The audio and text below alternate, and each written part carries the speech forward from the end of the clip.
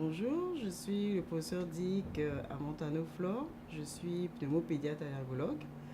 Là, je m'exprime au nom de la Société hawaïenne de pédiatrie par rapport au groupe de travail de pneumologie pédiatrique.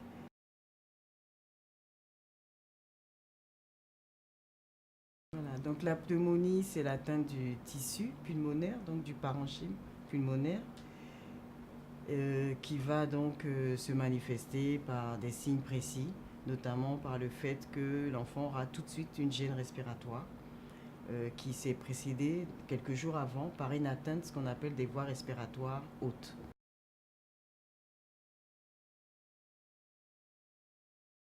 Voilà, donc une mère doit tout de suite être alertée si l'enfant, par exemple, a du mal à s'alimenter. Alors quand on dit mal à s'alimenter, il faut se reporter à l'âge. Un enfant, par exemple, qui est nourrisson, qui prend son biberon, qui n'arrive pas à le terminer alors qu'il le prenait correctement, et qui, en plus de ça, avait une rhinopharyngite, a du mal à respirer, il faut s'alerter tout de suite.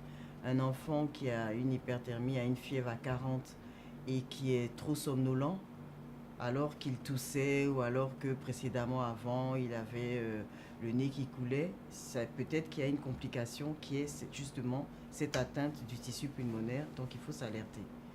Et il faut dire que l'OMS, du fait de la gravité de cette maladie, avait déjà mis en place un tableau de gravité qui classe la pneumonie déjà en stade 2 et qui demande de se rendre tout de suite à l'hôpital.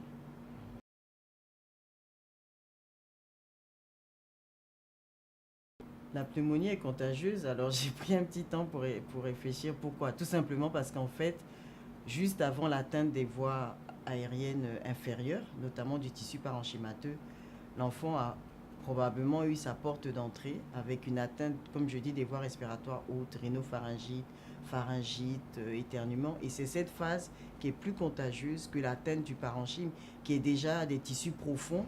Et donc, quand l'enfant est petit, il n'expectoire pas comme un enfant de 7 ans, comme 8 ans ou comme un adulte. Donc, il va forcément être moins contagieux qu'un adulte qui a une pneumonie, qui va tousser, expectorer, cracher. Donc, oui, c'est une infection. Mais disons que la phase avant le stade de pneumonie est plus euh, contagieux que la phase de pneumonie chez un enfant de jeune âge. Parce qu'il faut dire quand même que les pneumonies touchent plus les nourrissons, les enfants de moins de 5 ans, que ceux de plus de 5 ans. Et c'est eux-mêmes qui ne savent pas expectorer.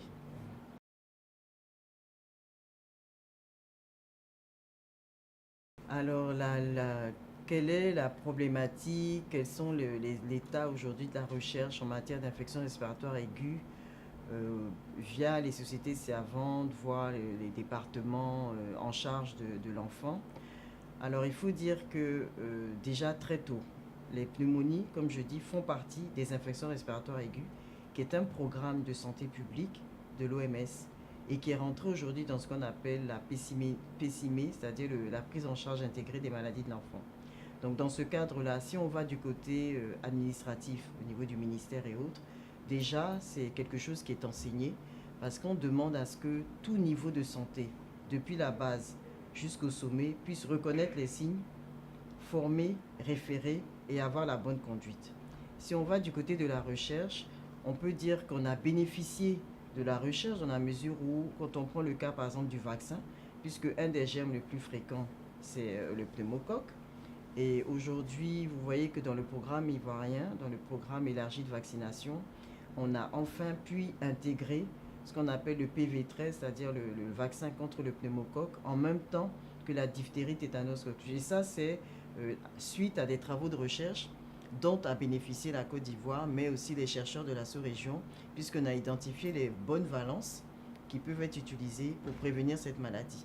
Ça, c'est un élément. Maintenant, au niveau de la société savante, plusieurs fois, ce thème est revenu. Le thème des infections respiratoires aiguës est revenu à plusieurs congrès de la Société ivoirienne de pédiatrie, où on voudrait aboutir aujourd'hui, parce que chacun doit s'approprier les recommandations de l'OMS propres aux germes qui ont été identifiés, aux différentes valences et aux différents sous-types de la région, pour pouvoir vraiment mettre en place des protocoles consensuels.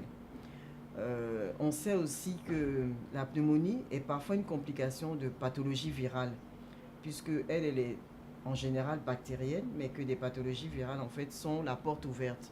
Et il faut savoir qu'en Côte d'Ivoire, l'Institut Pasteur a mis en place notamment le groupe grippe qui donc permet la collecte du virus de la grippe dans pratiquement toutes les régions d'Abidjan et qu'à partir de ces données-là, on peut mettre en place des conduites de prévention. Pourquoi?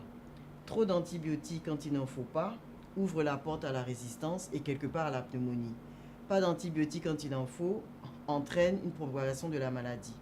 Donc, en fait, ce qui est important, c'est que les chercheurs, ceux qui sont sur le terrain, travaillent ensemble pour vraiment avoir des attitudes communes.